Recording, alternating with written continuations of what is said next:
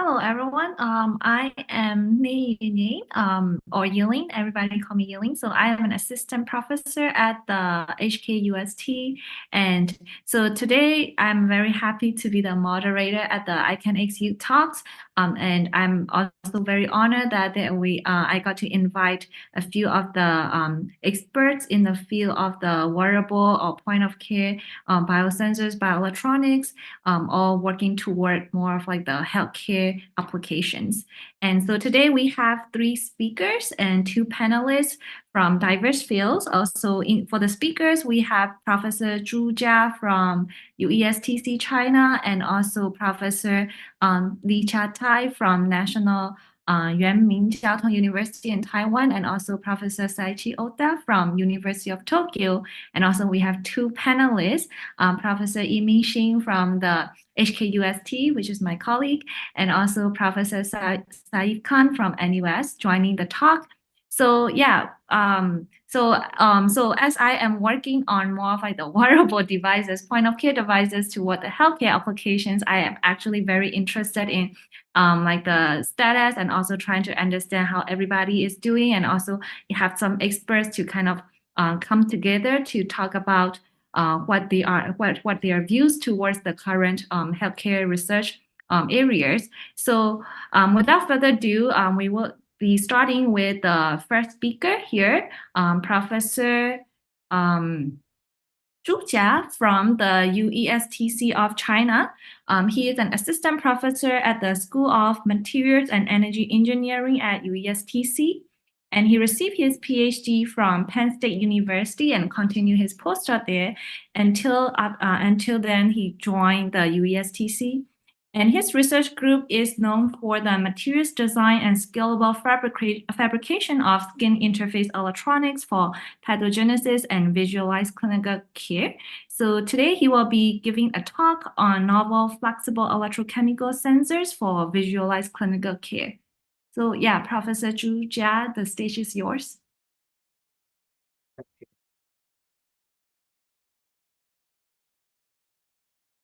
Let me share the screen.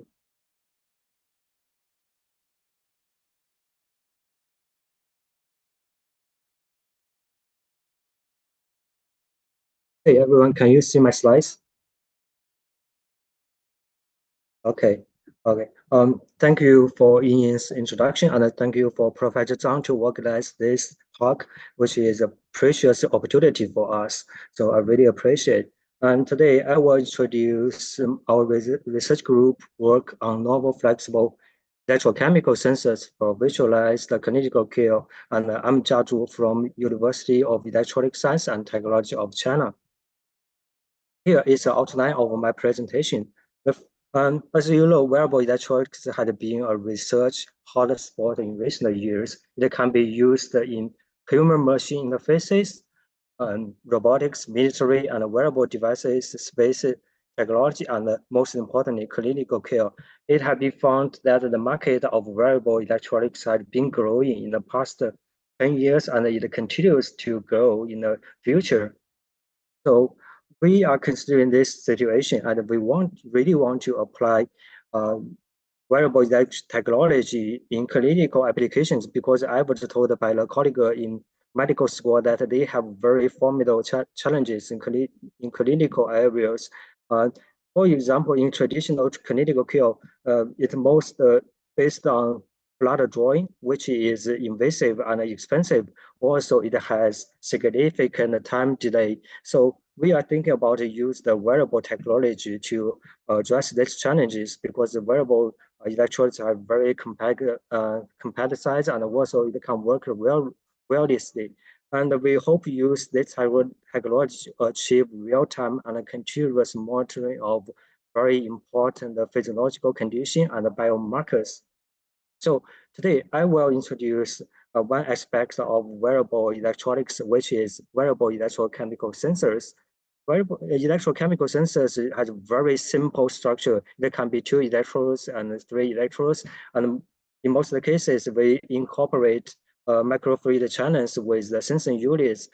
Despite great advance in this area, there are still some challenges in this area, including sensitivity, specificity, long-term stability, and varying comfort.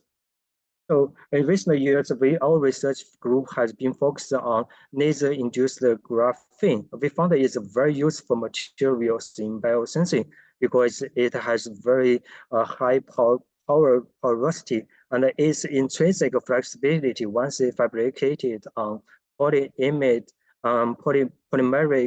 substrates, and also fabrication and patterning can be achieved in just one step. And this fabrication has very high yielding. So it means that it has very high potential for scalable production, which is the bottleneck in this research area. And I will introduce our recent work on laser-induced graphene-based non-enzymatic biosensors. The first one is a non-enzymatic glucose sensor based on laser-induced graphene. After we use the laser to first grab on polyimide substrate, we get porous laser-induced graphene, and afterwards we use nickel and gold modifications on laser-induced graphene through electrolysis plating. And afterwards, we assemble the contact electrode, working electrode, and the reference electrode on PDMS substrate to accomplish a variable flexible glucose sensor. We can further include a reaction cavity to provide alkaline electrolytes for the glucose sensor. At least we achieve a portable glucose sensor at this step. So the Raman spectrum reveals the key characteristics of laser-induced graphene. It's found that it's composed of multi-layered graphene layers, and the SEM images reveals the 3D power structure and with a power size around 2 to 5 micrometers. After modifications with nickel and gold, the porosity reduced significantly, as revealed by SEM images. So the first question is, what's the optimized nickel deposition and the gold deposition for the electrode for? So we do the electrochemical characterization. It's found that after operation with nickel electrode, we can greatly improve the charge transfer rate of laser-induced graphene, but at the loss of porosity. If we further increase the nickel thickness, which it will decrease the sensitivity. So the optimized nickel deposition time is determined to be 0.5 minutes. And as for the gold coating, we found that in operation, having another layer of gold will further improve the charge transfer rate. But the best deposition time for gold is 1 minute.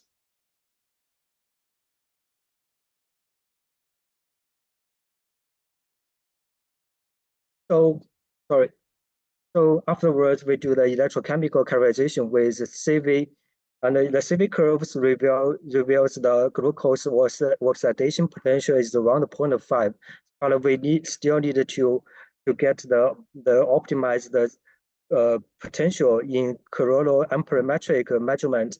So even though the best sensitivity is obtained at 0.55 volts, but we still use 0.5 volts because the highest single noise ratio at this potential.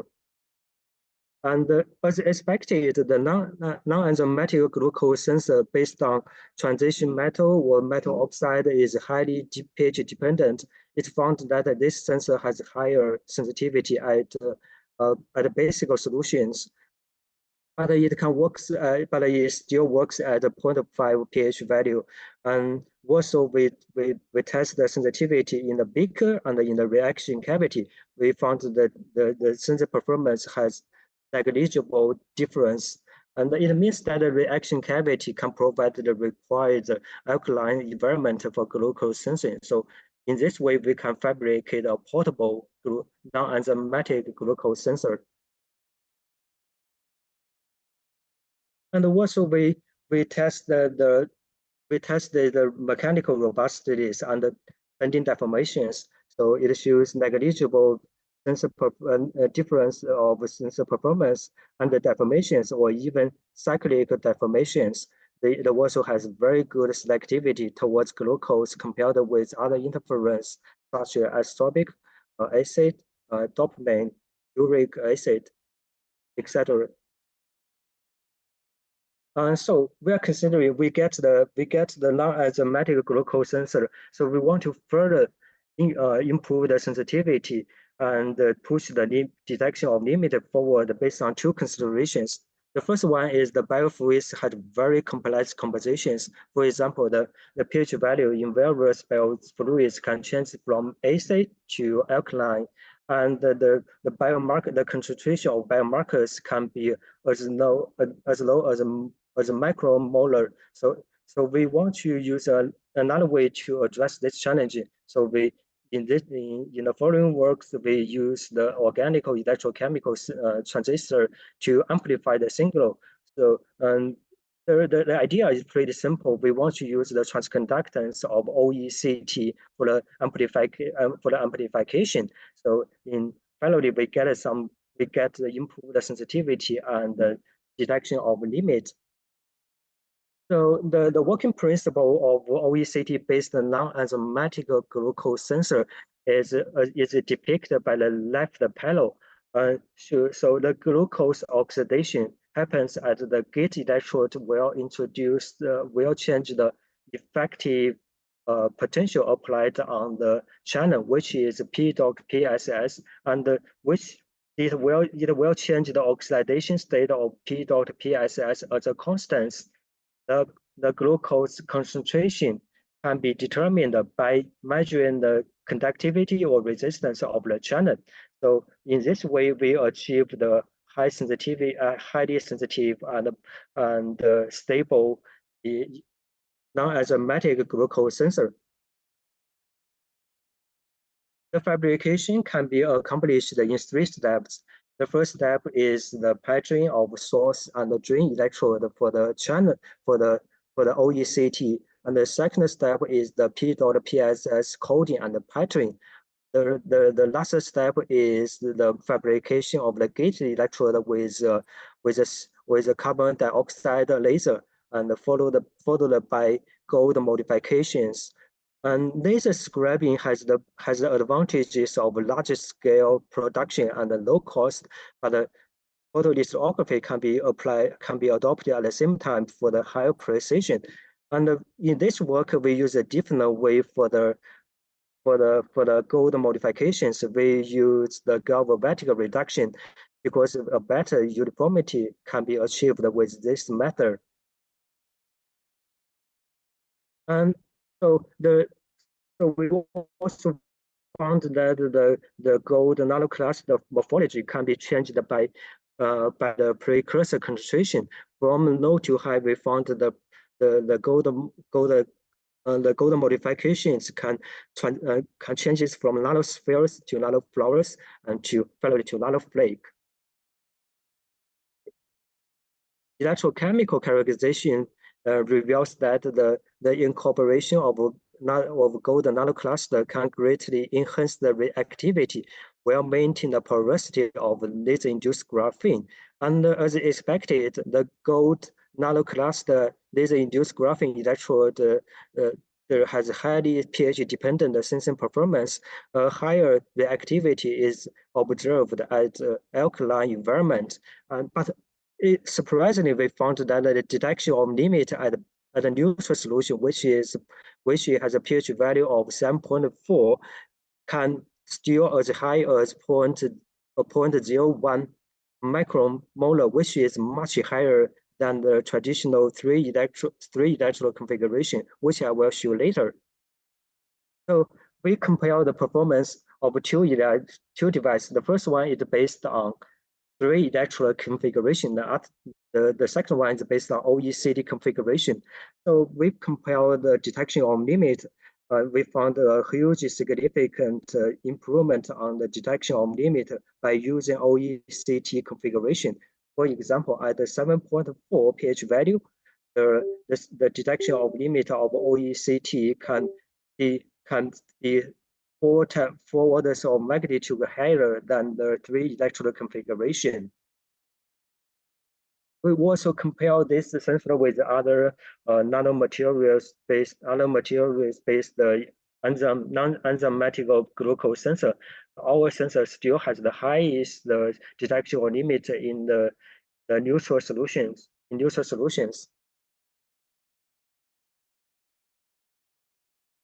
And because we care about the commercialization and the scalable production for daily use, so we want to test the repeatability of our sensor. So we fabricate 6 sensors on a single polyimide film. This shows that the sensitivity variation is below 10% from the 6 samples. And we also test the long-term stability. Surprisingly, we found that the non-enzymatic glucose sensor has much better long-term stability than the enzyme-based ones. And because it's fabricated on polyimide film, so it has intrinsic flexibility, we didn't observe any significant change of sensor performance and for the sensor under deformations. So now we have a very good OECD-based non-enzymatic glucose sensors. We also want to use the continuous and real time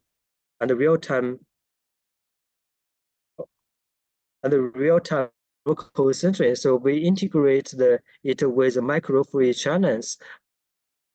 So but there's another issue for this sensor, which is the strong pH dependence of sensor performance. So we use a 2-step to address this challenge. And by leveraging the pH dependent conductivity of the channel materials, PE, DOT, PSS, we get the pH value first by applying a 0 voltage. And in the second step, we change the applied voltage to 0.5 volts and to measure the glucose concentration. So next slide, we use this integrated OECD-based non-enzymatic glucose on 4 subjects. We found a very strong correlation between blood glucose level and sweat glucose level. So as shown in the image on the left side, we found that despite subject to subject variations, we still get very linear correlation between the blood and the sweat glucose concentrations. And even for each subject, we found the correlation is doesn't change much before and after a meal. So it indicates we can use the correlation in the future application, because once we get the correlation, we measure the sweat glucose level, then we can estimate the blood glucose level in the future, right? So we also use this sensor for the real-time continuous measurement of glucose. So in the first example, the subject is required to take rice in a meal. We found the sweat glucose concentration increased from 100 to 170 micromolar, and afterwards the concentration decreased slightly to a plateau, which is around 140 micromolar, and which is pretty consistent with previous research. And in the second case, I want to emphasize the importance of pH calibration, because we asked the subject to have the chocolate, but after having chocolate, we found the pH value of the sweat decreased significantly from 6.5 to 6. But if we didn't take the pH fluctuation into consideration, we may get the wrong measurement result for the sweat glucose concentration, which should be 160 micromolar.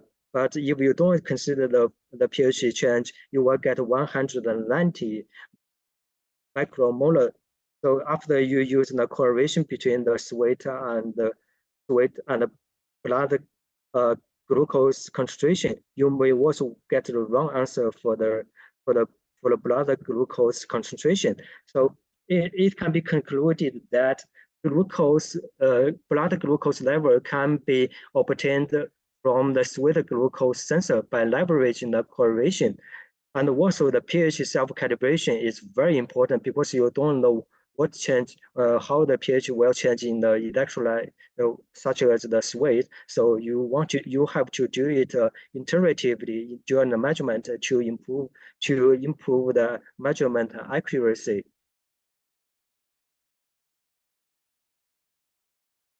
So, so afterwards, we want to talk about a little bit more based on the a little more about the glucose and the other biosensors.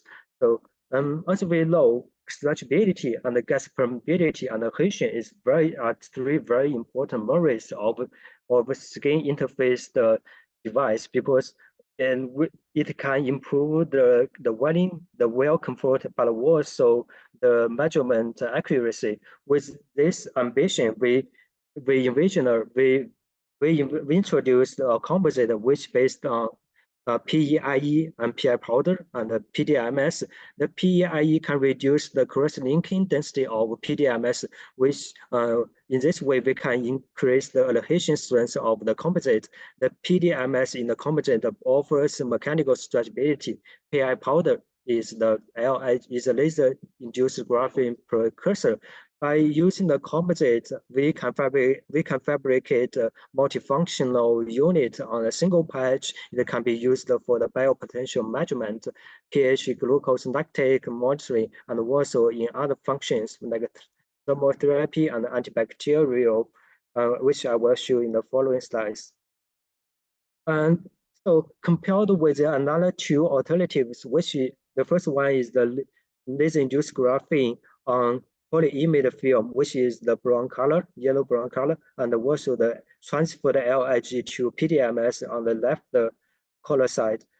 And compared with these two alternatives, we found the composite has much balanced property in terms of stretchability, adhesion, modifiability, programmability, recyclability, and integration. And because the good stretchability and adhesion, we use this patch on human body to monitoring the ECG and the EMG. It's surprisingly, we found that this patch can offer very stable and high fidelity biopotential measurement even under deformations, as shown by the shaded area. Even the patch is upon stretching and compression deformations, we didn't see any singular distortion in the ECG curve. And we can also do post modifications on laser-induced graphene on the multifunctional patch, where we modify it with specific enzymes such as glucose oxider or the lactate oxider. We can achieve the glucose and lactate sensing at the same time, and also we can modify it with PANI for the pH sensing. And in addition, we also use the metal nanomaterials to modify laser-induced graphene on the multifunctional patch to increase the conductivity. We want to use the indirect current and RF applications. And so in two examples, we fabricate the jaw heater and the NFC coil based on the composite after modified with silver nanoparticles. And in another device, we also built in another example, we also built a multifunctional device by selectively modify laser-induced graphene with metal nanomaterials and a drug to afford a wirelessly controlled drug delivery system. So we think this device can be used in wound healing in the future. And so, and interesting, we also found some the difference hydrophility contrast between laser-induced graphene on the patch and the PDMS. So and also we have a good gas permeability with this composite. By leveraging these two, the merits, we fabricate a microfluid-free glucose sensor.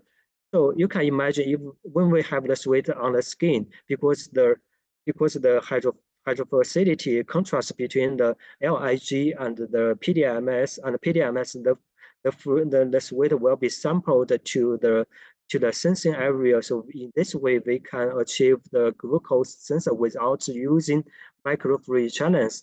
And in the in vivo experiment, we also found a very good correlation between the sweat and the blood glucose concentration.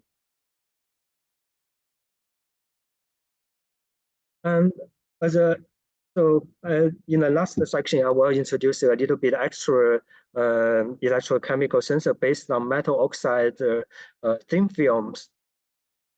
Our group had been working on metal oxide thin film for a long time, and we also want to leverage the extraordinary catalytic performance property of metal oxide thin film. So in one example, we fabricated the titanium oxide thin film by with polymer assisted deposition. Afterwards, we use transfer printing and laser fabrication to pattern the thin film. And in the next step, we laminated the thin film on carbon cloth substrate to accomplish a variable electrochemical sensor.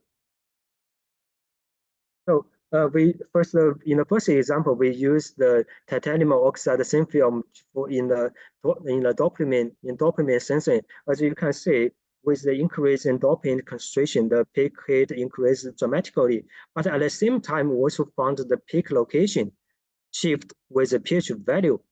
If we don't take these two factors into consideration, we may get the wrong answer for the dopamine concentration and also the pH value of the sweat. So, but the good news is that we can actually leverage this property in just one DPV measurement. We get a decoupled pH and the DA concentration results by monitoring the peak height and the peak location. So afterwards, we integrate two dopamine sensors on diaper to afford a smart diaper. And this diaper can not only sense the DA concentration in urine, but also monitoring the urine diffusion. And so it can remind the clinical staff to change the diaper for the patients, especially disabled patients in the future, right? Surprisingly, we can also use the titanium oxide thin film electrochemical sensors for other biomarkers, such as tyrosine and paracetamol. Tyrosine is a very important nutrition indicator, and paracetamol is a very important drug for pain relief. We want to monitor the concentration level in the biofluids to avoid the nutrition problem and also the drug abuse. And in the in vivo experiment, we integrate the thin film sensor with microfluidic channels, and we found that it can detect the change of tyrosine level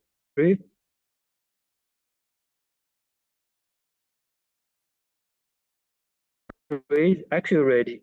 With the peanut and the kiwi fruit, we found a significant increase of tyrosine level in the sweat. And among the three food, we found the peanut has the higher contribution to the increase of tyrosine level.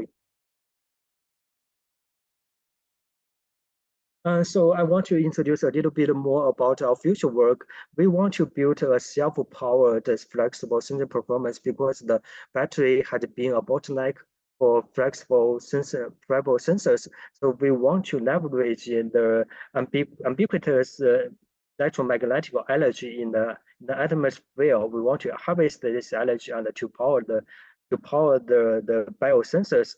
At this step, we fabricated some mechanical strain sensor, and then we can use the electromagnetic field energy in the ambient environment and use it. And for the mechanical sensing, we can detect the motion of the finger, the elbow, and the pulse. We aim to use this energy to power the biosensors in the future, which has not been accomplished in the yet, but we want to do it in the future. And to conclude, our research group is focused on the fabrication and the materials and the device and the system innovations. In the aspect of fabrication, we focus on as mentioned, the polymer assisted deposition and the laser fabrication and the transfer plating. In terms of materials, we still insist on laser-induced graphene and the oxide thin film and maybe liquid metal for the interconnection and the wiring in the terms of device. We want to fabricate not only the sensors but also the electrical interconnections and the other RF components. And in the system levels, we want to integrate the sensor and the treatment in a single system to afford a closed loop system. But we still have some challenges in this area. For example, the miniaturization of hardware and also the huge mechanical mismatch between the sensor unit and the data sampling system, which is the hardware. And also we really need to focus on the sample to sample variation. If we don't solve this issue, the sensor can be stay in the lab, not for the daily use, not for the commercialization. And and we will also think that machine learning and AI is a very important part in the future of electronics, of wearable electronics. And that's all my presentation. Thank you for listening.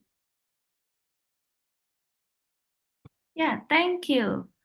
Thank you, Professor Zhu, for your very interesting talk. It's really nice to see how you are doing from like very fundamental materials to fabrication, and eventually bringing it into the device level, and eventually looking at different applications. So yeah, so I look forward to the very interesting discussion afterwards. So right now we won't be able to take any questions, but for those who are in the room, you are feel free to leave comments so that we can take a few questions afterward during our panel discussion section.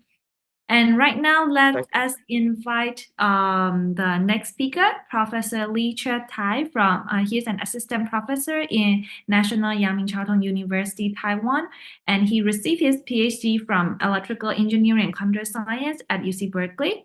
And he was an Insight Health Data Science Fellow before joining the National Yang Ming Chiao University. And his research spans across wearable and biomedical devices, as well as artificial intelligence for health data analytics. And he actually also received the very prestigious U.S. National Academy of Medicine's Health Longevity Global Grand Challenge Catalyst Award in 2022. So yeah, we are very excited to hear about his work on microscopy-guided 3D reconstruction of nanodendrites in biosensors. Hello, you guys can hear me? Okay. Yeah, so I actually know Edie for many years since she was a first-year student. So yeah, very happy to be here. And as she mentioned, I'm Li-Chia Tai, and today, let me share my screen. Okay. Sorry, I forgot to do it.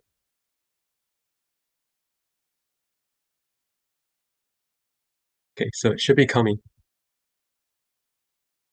Okay, yeah, so today I will actually talk about just one particular recent work called Microscopy-Guided 3D Reconstruction of Nanodendrites in Biosensors. So I think, let's see.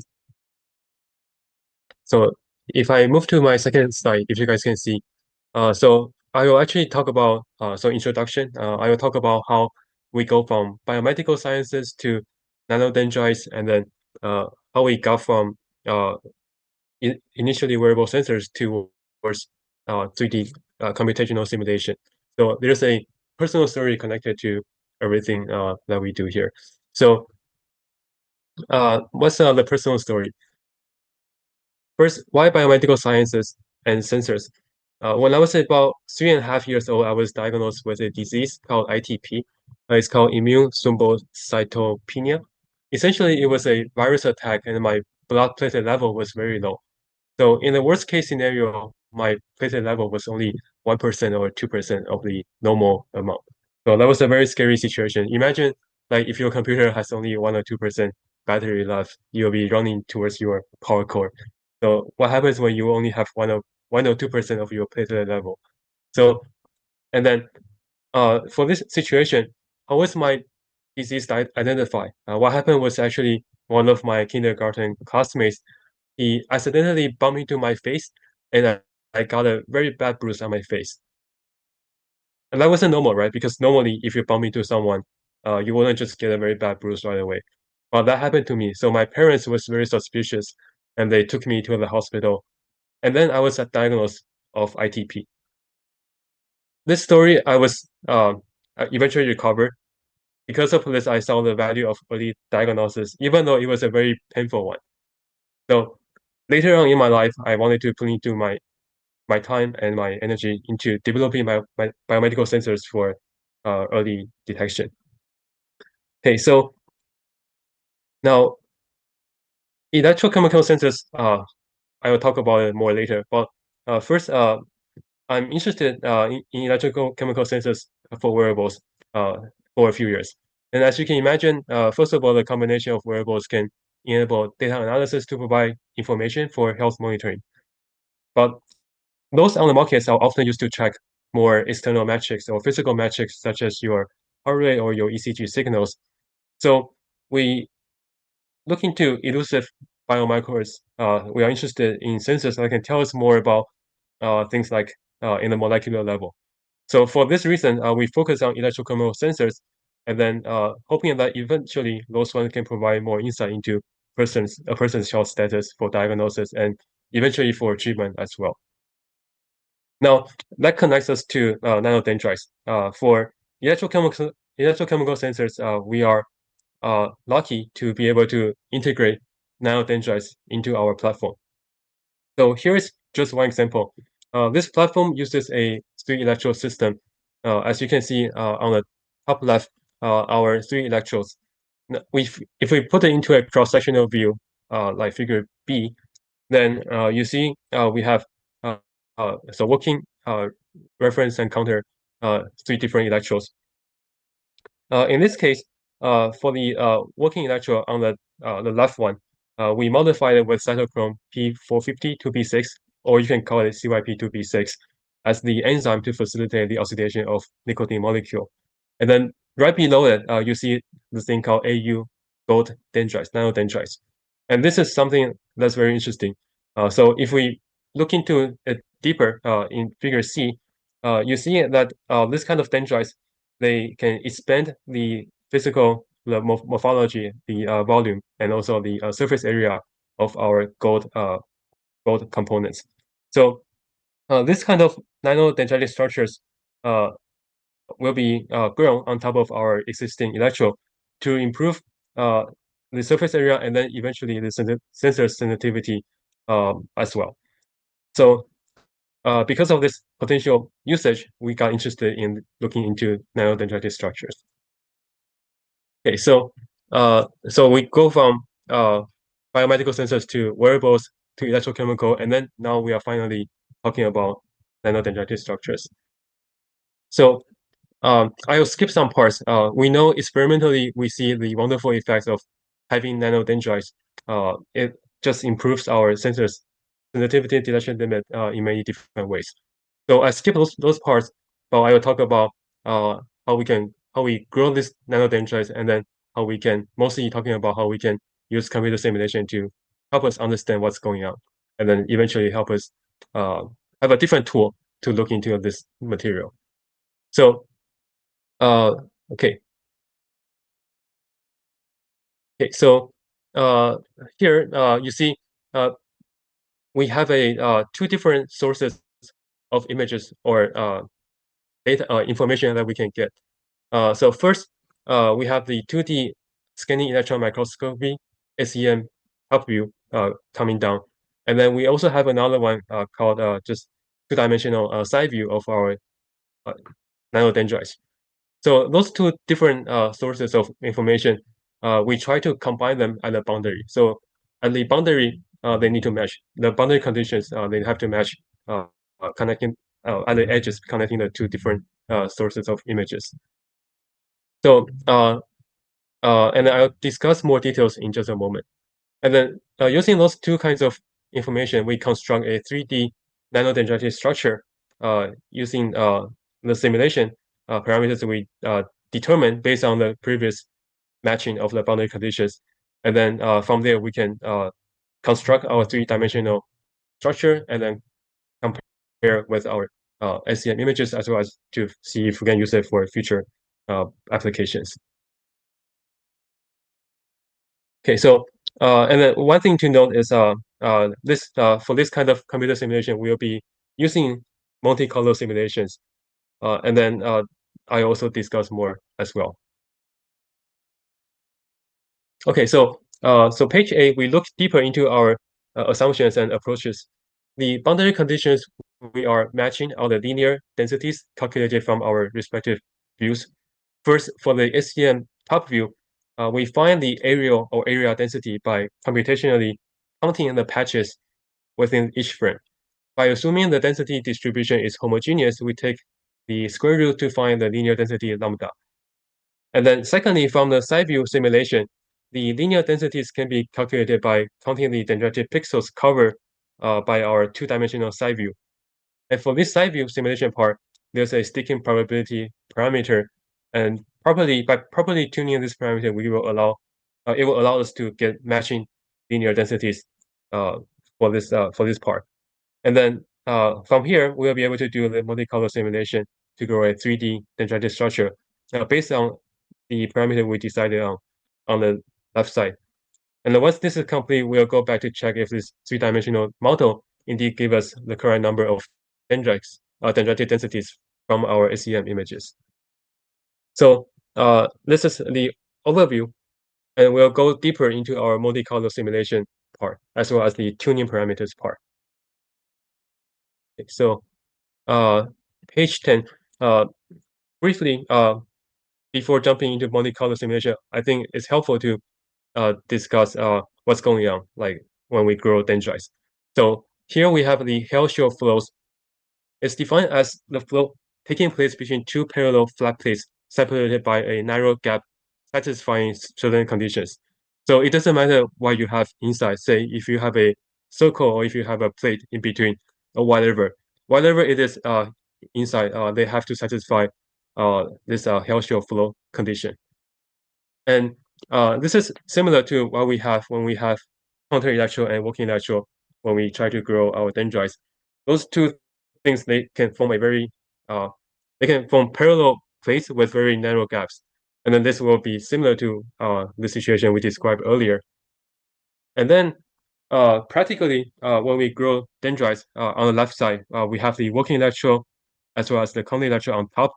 And then this is essentially the 90-degree rotation compared to the one on the right-hand side. So it's still, you can still consider it as two plates with very narrow gaps in between when we try to grow the dendrites. So we are talking about the same situation here.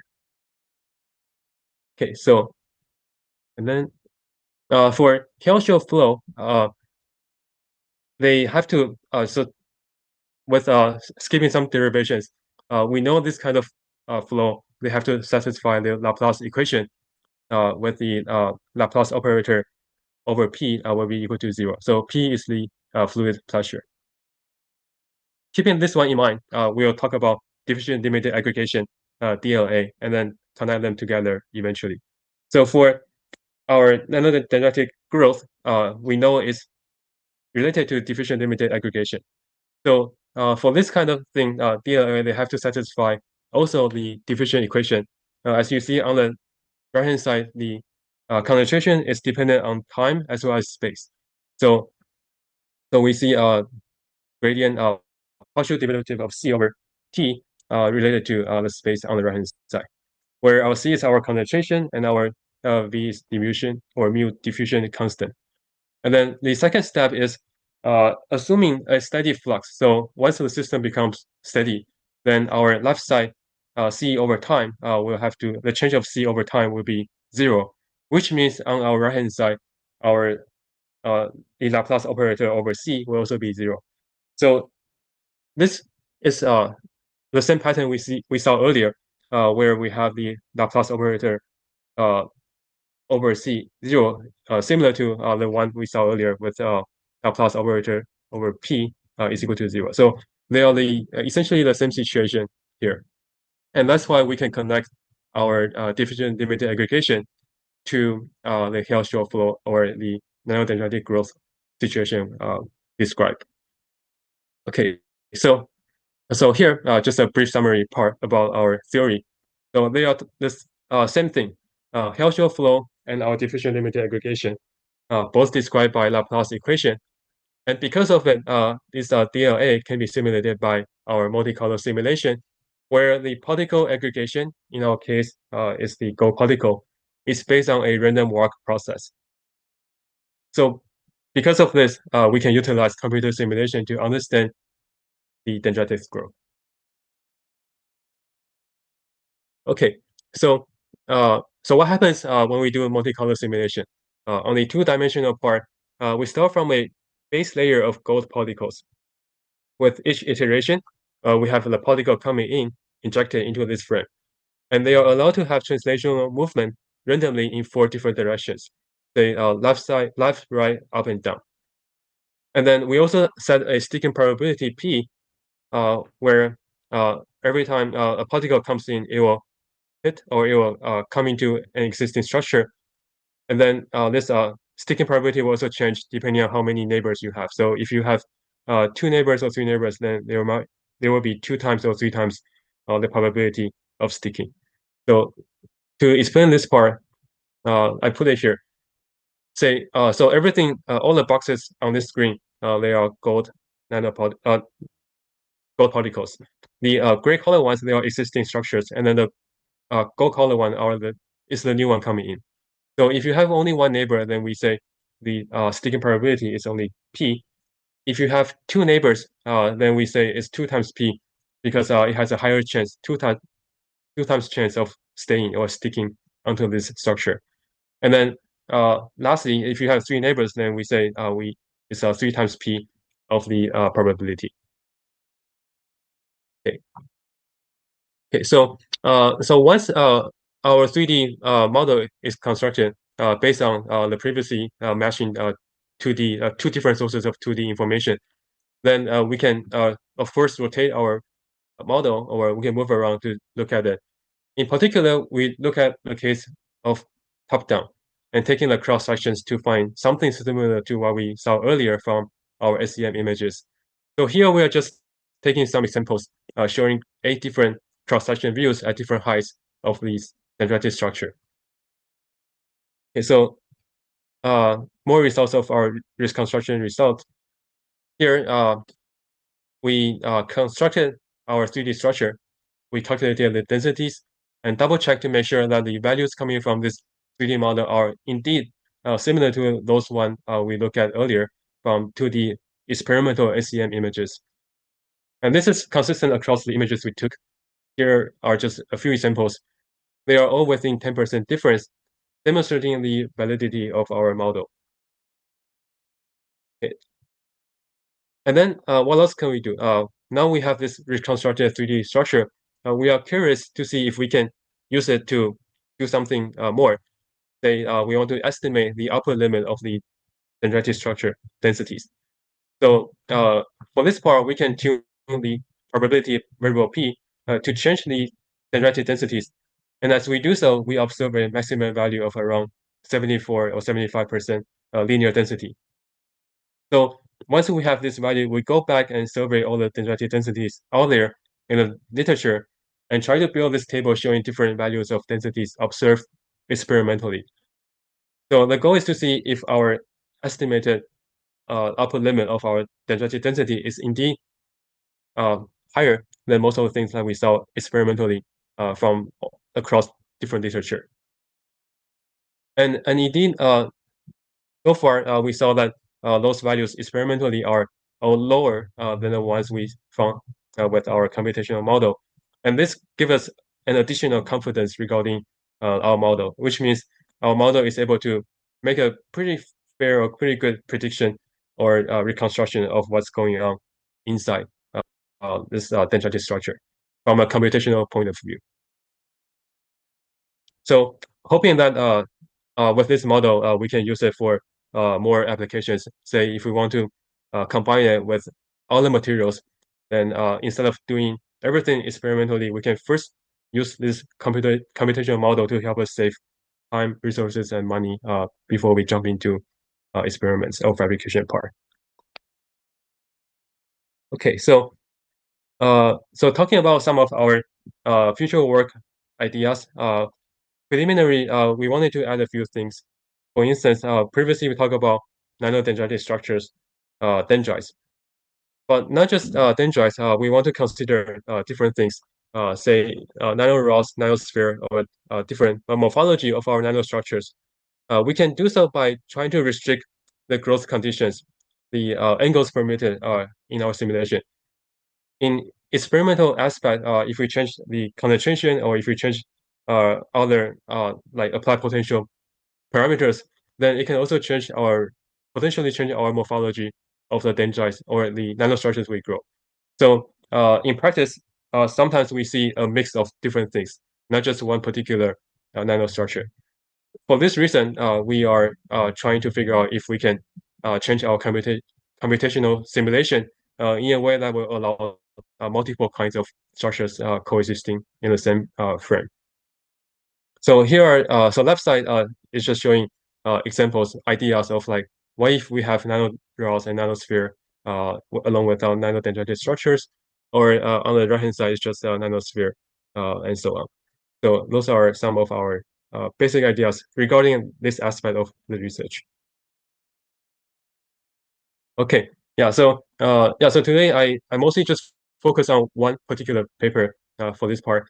I think I talk a little bit fast, so that's pretty much everything I want to share with you today.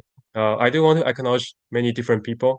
This research was not done by me alone; it's done by a group of lab mates from undergrads, master, PhD students, and so on. So they faithfully take ownership over the project as well as inspiring each of us to think about more aspects of the research. So with that, I will end a few minutes earlier than anticipated. Thank you. Okay, thank you, Jerry. It's a really great talk. I think it's very focused, which is very important also for the audience, like especially the students to know, like for when we work on these different kind of like bioelectronics or wearable or whatever the healthcare related devices. It's really important that we try to understand even the very, very small scale levels, what is going on. So like the approach that you are doing is actually really interesting. And I remember, I think you probably got inspired from one of your PhD work, if I remember correctly. So yeah, I hope to actually know more about the details that you have been working on, maybe during the discussion section. Yeah. Okay. Thank you, Jerry. And so next we have our yes. So we have our last speaker, Professor Seiichi Ohta from the University of Tokyo, and he is an associate professor there.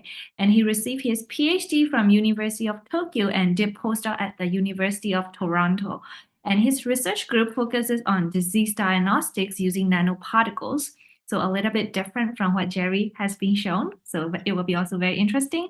And he is a recipient of Outstanding Young Researcher Award from the Japanese Society of Chemical Engineering. So we are also very excited here today to hear about his talk on DNA-mediated nanoparticle assembly technology for biomarker detection.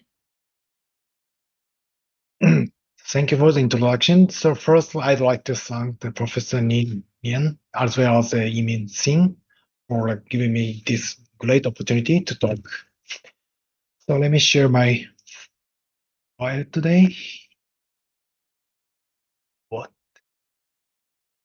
Okay.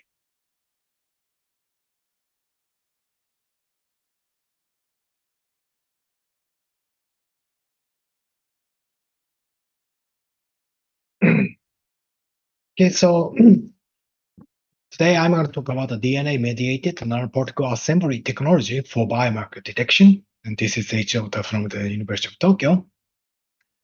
So, my topic is pretty much different from other speakers. My research is more focusing on the chemical detection of the biomarkers. The biomolecules such as nucleic acid and proteins are directly reflect our health condition. Therefore, monitoring these biomarkers is important for early diagnosis or prevention of diseases. So to detect these biomolecules, then the nanoparticles has attracted much attention as a tool. The nanoparticles, such as semiconducting nanoparticles called as quantum dots, as well as metal nanoparticles, plasmonic one, show specific photofunction due to nanosize. Therefore, their application for sensing and imaging of biomolecules has attracted attention for over past 10 or 20 years. For example, the quantum dots, which is semiconducting nanoparticles, show size-dependent fluorescence like this due to the quantum size effect, and then they are used for the molecular imaging, diagnostic imaging, as well as the detection of the biomolecules in the diagnostic test. So our group is mainly focusing on the development of these photofunctional nanoparticles. An example includes, for example, silicon-based quantum dots, as well as indium phosphate-based quantum dots, and also gold nanoparticles and conjugated polymer nanoparticles. This is fluorescent one, and also magnetic nanoparticles as well. The various photofunctional nanoparticles have been developed for biomolecular sensing and imaging in our group so far. And also they exhibit good function as they are, but what we thought is we wanted to expand more about the potential of these nanoparticles. Well, then to do so, we came up with the idea to use nanoparticle conformation. So in the case of living system, they change the function by changing its shape. For example, in the case of protein, they dynamically change the conformation like this to exhibit the specific function only when it is required. Okay. So then our idea is to assemble nanoparticle into superstructure that can shift their conformation, this is shape, to alter their function. That is the basic idea of our group. And then to realize this, so we use DNA as a detachable linker to connect nanoparticles to make the superstructure. So, so DNA can form the double helix structure if there are a complementary sequence. For example, blue one form blue one attached to blue one, that one attached to that one to form double helix to make this kind of binder. And then, especially when this double helix formation have this mismatch region that doesn't form double helix, then once the more complementary sequence, in this case red, black, and blue one comes in, then this double helix formation, double helix structure is deconstructed according to the more energetically favorable one. Now this long one forms double helix with this long sequence, and then resulting in the detachment of the pre-existing DNA double helix here. So by using this mechanism, we can attach and detach the DNA sequence, and then we can use it as a detachable linker to connect nanoparticles each other. And this is a little bit kind of complicated, but by using this basic idea, this is the design of shape-changing nanoparticles in our system. So first, we synthesize gold nanoparticles and then modify single-stranded DNA with different sequence. And then here, color shows different colors with different sequence. And then we modify a bunch of different single-stranded DNA on the surface of nanoparticles, and then mix these with a linker DNA, which has complementary sequence to the modified DNA. For example, red binds to red, and blue binds to blue. Okay? And then by just mixing these components, so we can fabricate this nanoparticle superstructure. We called it as a core satellite type structure. Okay, And then after that, we can bind these nanoparticles by adding additional DNA sequence, and then also like add another DNA sequence to detach the existing binding to shift the shape from shape 1 to shape 2. In the case of shape 1, the large nanoparticles are located on center. And then after adding the sequences, and then now the nanoparticle, the middle nanoparticle, that one is located on the center, surrounded by small and large nanoparticles. This is a basic concept of the shape change of the conformational change of the nanoparticles. Then, like here is the representative TM of the shape before and after the change of the conformation. In shape 1, the large nanoparticles are surrounded by small and middle nanoparticles, as depicted in the schematic illustration here. And after adding the specific DNA sequence here, then now the shape is shifted to the different shape. And now the middle-sized nanoparticles, that one is located on center, surrounded by small and large nanoparticles. Then as you can see here, the nanoparticle assembly successfully transformed into different shape in response to the specific DNA sequence. And then we can also like we can achieve this shape shift for the various kind of like flexible design. For example, we can change the number of middle nanoparticles and then achieve different shape like this. Okay. Then like our strategy is pretty much diverse, and then we can apply this for the various kind of different shaped gold nanoparticle assembly. And then we can by using this shape change, we can also change the function of the nanoparticles. Here is just one demonstration. What we did is we introduced the targeting ligands for cancer cells around the core nanoparticles. And then in the case of this morphology 1, because this targeting ligands, folic acid is kind of like hindered by the existence of this many small nanoparticle satellites. And then even if these nanoparticles get close to the cancer cells, because this targeting ligands doesn't work by steric hindrance from the other nanoparticles. But after shape shift, and now these targeting ligands are exposed out on the surface of the nanoparticles, and now these ligands can attack to the cancer cell. Okay, this is a concept, and then here is a demonstration of the results. So in the case of the nanoparticle without introducing targeting ligands, the cell uptake is not different so much according to the shape.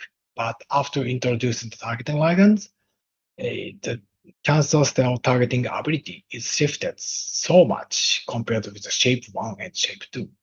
So this is the first demonstration that by changing the shape of the DNA nanoparticles, then we can switch the function of the nanoparticles for the cellular interaction. So then by using this DNA-mediated assembly technology of nanoparticle as a basement, now we are currently developing sensing platform for these related biomarkers. And then today I'm going to introduce two projects. So first is the microRNA detection using the plasmonic property change of the gold nanoparticles assembly. The nucleic acid is expected as like novel, like new generation of the biomarker for various diseases. And then like it has a diverse in types and lengths. For example, starting from the really short microRNA to much longer one like cell-free DNA, messenger RNA, or long non-coding RNA. And then these nucleic acid are related to various kinds of diseases, and now it has expected as a new biomarker for several diseases diagnosis. So then for detecting these nucleic acid, now PCR or next generation sequencing, NGS, has been used as a golden standard. But in addition to these, nowadays, nanoparticle-based method has attracted much attention due to the nanosize derived specific function as I introduced before.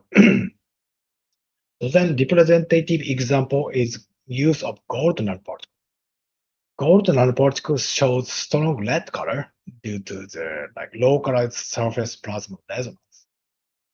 Then in addition to this red color is shifted to the blue region if the distance between neighboring nanoparticles becomes closer. Okay, so by using this color shift phenomena, the researchers, for example, developed the colorimetric nucleic acid detection system using DNA-modified gold nanoparticle.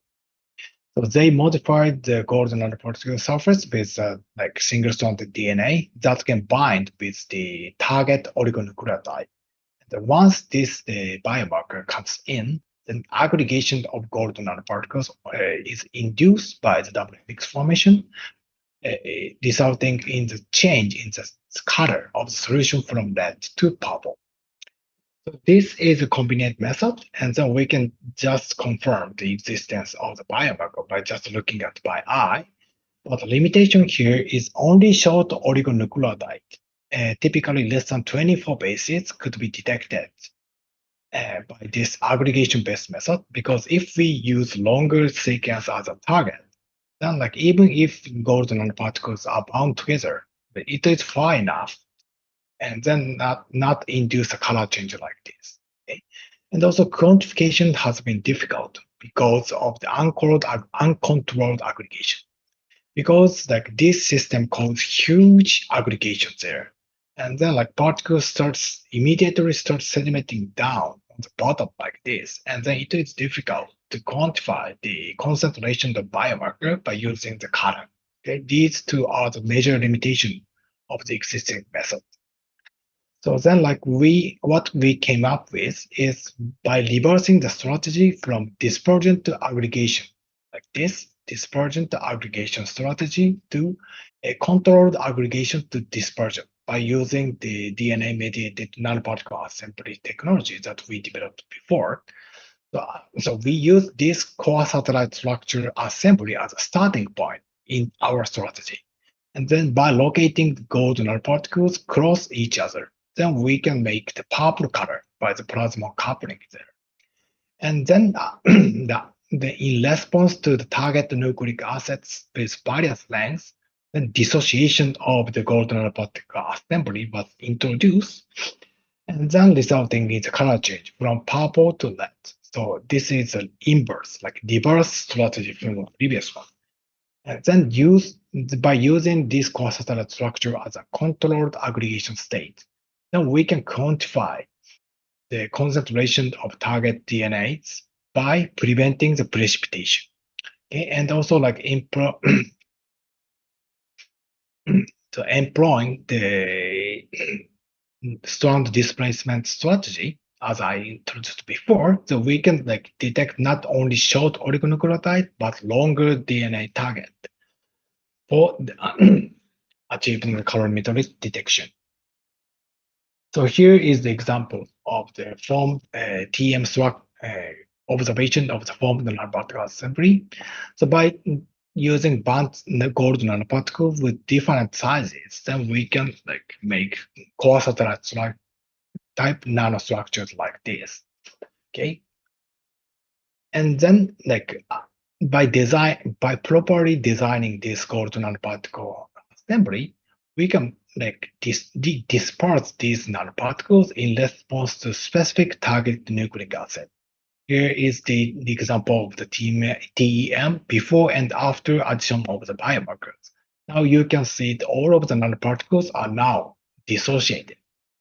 And then in response to this structure change between the assembled one and disassembled one, and then the color of the solution changed so much. In this UVB spectrum, the dotted line is the absorbance spectrum at the initial stage. And then red one is the spectrum after the addition of the biomarker. So you can clearly see that the absorbance peak shifted from the longer wavelengths, purple one, to red one. And then by using this color change, we can quantify and also detect the existence of the target nucleic acid as a biomarker. Okay, so then the one advantage of our system is we can detect the target DNA, like nucleic acid, not only short one, but also longer one as well.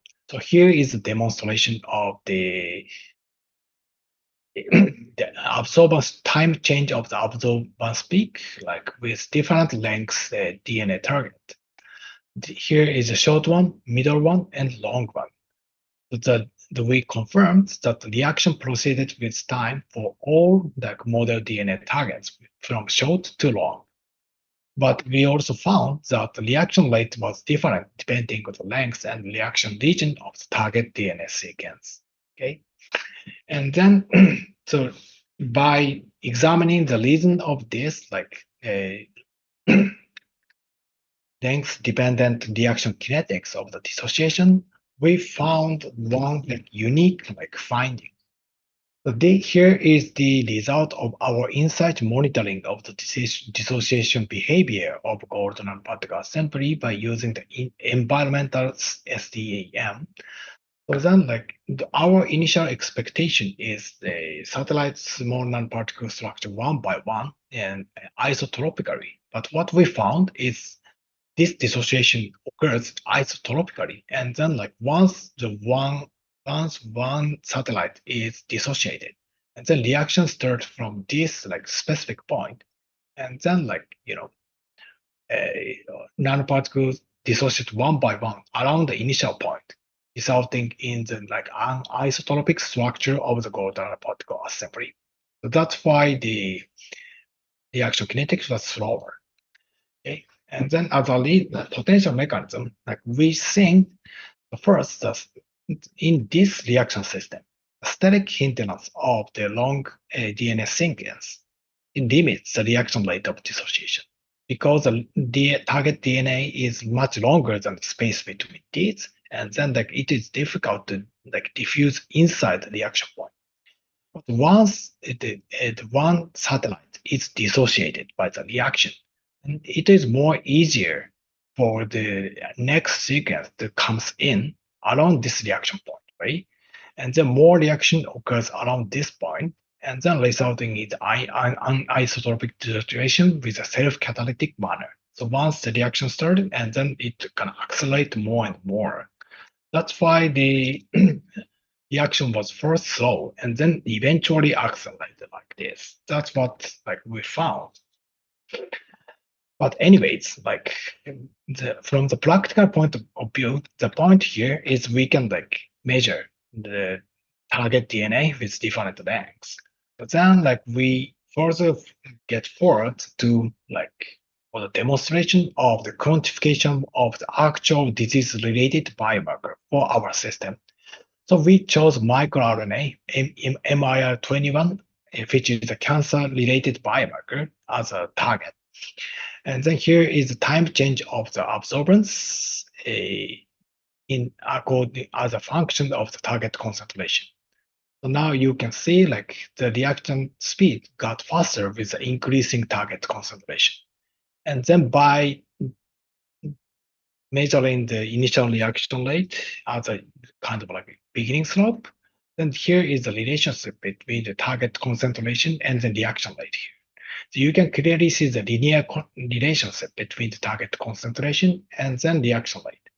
So by measuring the color change, then it demonstrates that we can quantify the actual disease-related biomarkers by using our gold nanoparticle core satellite structure.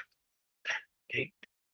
So this is the first topic, and second topic is this cell surface marker detection using on-membrane assembly of conjugated fluorescent polymer nanoparticles. The previous one is the detection of the nucleic acid biomarkers, and now the next topic is the detection of protein markers. Okay. And also nanoparticles is different. So next topic, so cell surface markers. Cell surface marker is a protein marker expressed on the surface of the cellular membrane. And then because cells are classified based on these surface markers, and then they are expected as a target for diagnosis and treatment for long years. And then because these surface markers can be labeled with antibody, then the detection of these surface markers has been basically done by using flow cytometry. However, some crucial markers are less than they express less than the detection limit of the flow cytometry, which requires more than 2,000 or 5,000 copies proteins per cell. Okay, so then because some important surface biomarkers are expressed below this detection limit, then signal amplification method is required to achieve the more accurate and early diagnostics of the diseases. Then to achieve the to improve the detection limit of this flow cytometry based surface marker detection, the previous studies, for example, examine the increasing number of fluorescent dye per antibody. However, the increased number of fluorescent molecules, for example, reduce the reaction activity of the antibody or induce the concentration quenching by increasing the distance between the fluorophores. And another attempt is use large fluorophore probes, such as the micron-sized or 100 nanometer sized fluorescent particles as a label. But if we use too large particle as a label, the steric hindrance occurs between these large labels, and then resulting in the decreased binding affinity of the conjugated antibodies. So novel strategy has been required for signal amplification in this purpose. And then and then as a fluorescent label, so we focused on the use of conjugated polymer nanoparticles called as P-dots. So P-dots is semiconducting polymer-based nanoparticles which has high brightness, photostability, biocompatibility, and tunable colors. So then they are expected as a novel fluorescent probe in the field of biosensing and imaging these days, which is expected as a next generation of quantum dots, the organic based. Okay, and also we recently established the size controllable synthesis method of polymer dots without changing their fluorescent properties. So then by doing this, in the case of quantum dots, we can change the size of quantum dots only within the single nanometer size because the quantum dots larger than 10 nanometer lose the fluorescence. Okay? But in the case of these polymer dots, we can tune the size into much wider range from the few tens nanometers to hundreds nanometers without changing the optical property. This is another advantage of using P-dots for the biosensing field. So they are expected as a promising fluorescent label for the sensitive cell surface marker detection. So then we combine these P-dots with the DNA-mediated assembling strategy. So then what we did is we first modify a single-strand DNA on antibody, which can target the specific surface marker. And then first we bind just this DNA-modified antibody to the cell surface marker. And afterwards, we can assemble these fluorescent P-dots one by one by using the DNA double helix formation as we introduced before. Then by sequentially assemble nanoparticle one by one on this surface marker, we can enhance the ultra bright fluorescence without reducing antibody binding ability, because the binding occurs first without any disturbance from the existence of the nanoparticle. Then by introducing this on-membrane assembly technology, we aim to achieve sensitive detection of low expressed cell surface markers and then contribute to the developing the early diagnostic systems for various diseases. So then first we synthesize polymer dots by our established method and then modify the surface of these P dots by using single-strand DNA, similar with the case of the golden particles. And then here by IR measurement, we confirm that DNA modified P dots were successfully prepared. Then next, by using CD90 markers expressed on nanosecond cells as target, then we evaluated the change in the fluorescence by first the confocal laser microscopic observation. So here is the cells on the initial stage, and then and also this is the initial attack step. Only one nanoparticles are found, and then after the first assembly and second assembly. And as you can clearly see, that the fluorescence from the cell membrane increased so much with the increasing number of assembly. And after second assembly, we can see bright red line corresponding to the cell membrane, which corresponding to the expression of the CD19 on the cell. Then we further demonstrated the potential of this amplification technology for the actual detection of the surface mass marker. Flow cytometry is again used for the clinical test for diagnostics in the clinical stage.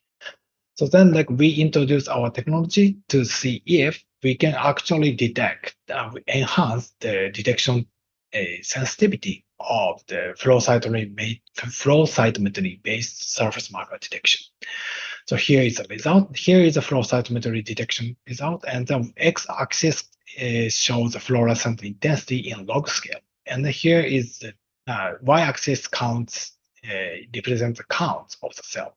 Okay, then here is the initial one, and then after first, second, and third assembly.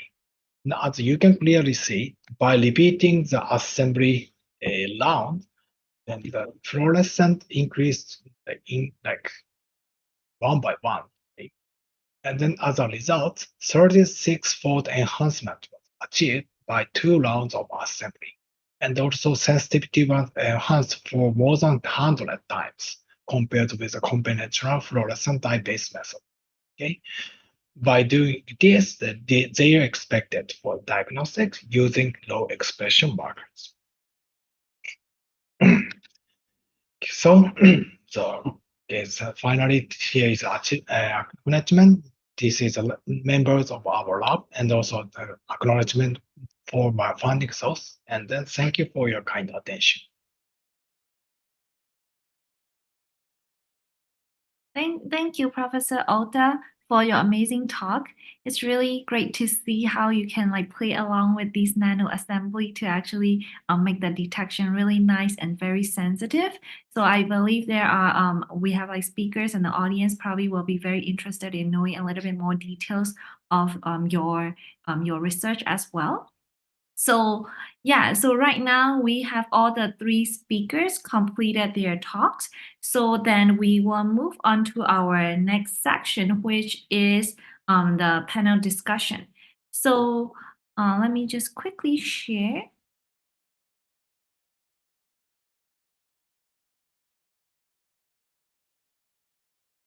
Okay, so before we start our panel discussion, I would like to introduce our panelists.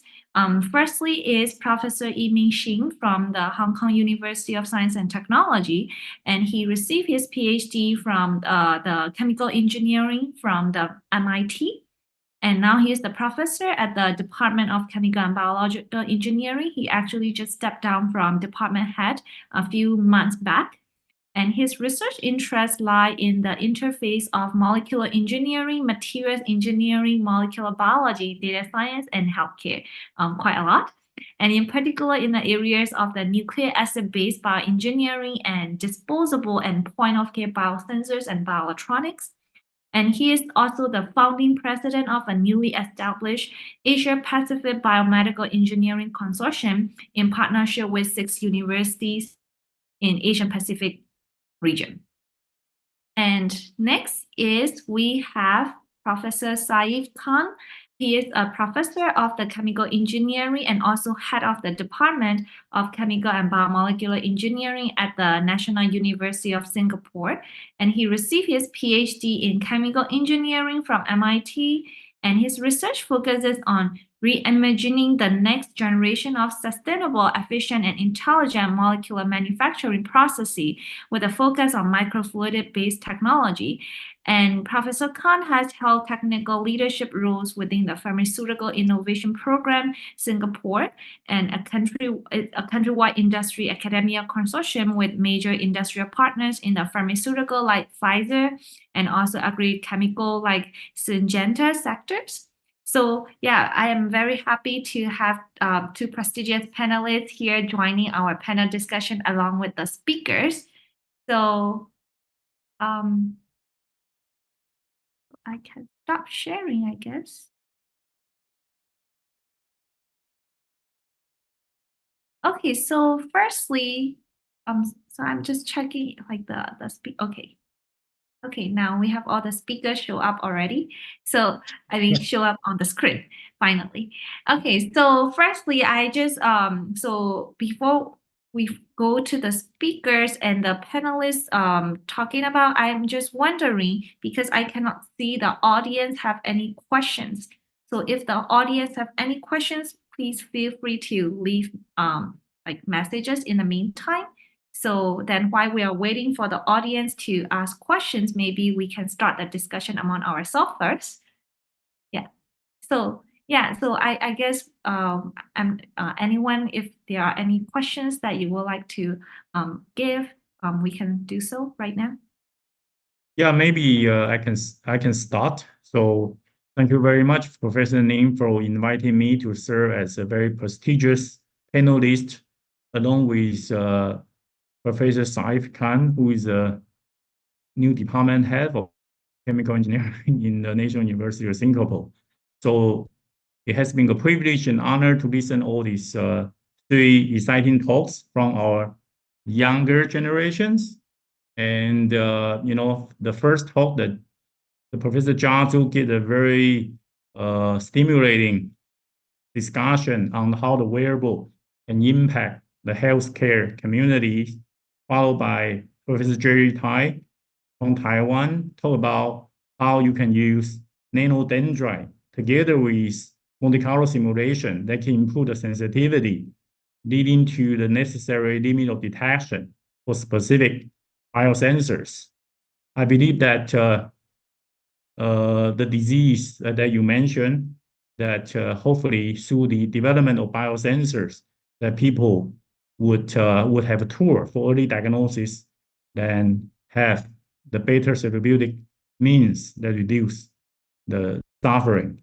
Then, but then Professor Seiichi Ohta Sensei talk about how the functional nanoparticles can be used for nucleic acid detection, and his beautiful PDOT work that has actually shown that how he can actually use it to detect very small amount of biomarker, and through this wonderful combination of these PDOT, how he can show very kind of interesting and strong enhancement of those detections.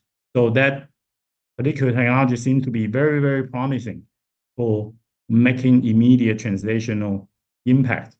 So very happy to hear all these three presentations. I'm sure my friend and colleagues from Singapore has more things to say.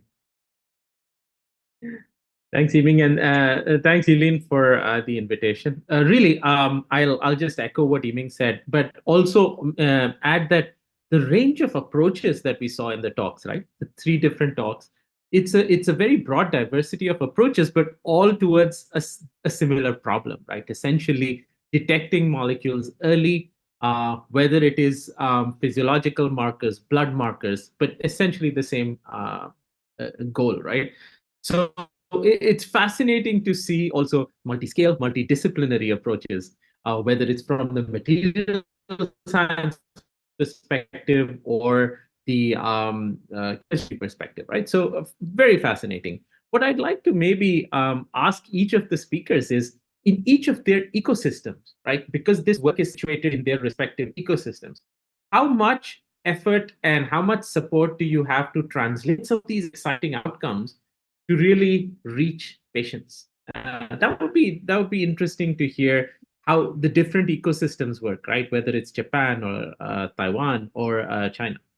But fascinating. Thank you so much for the insightful talk.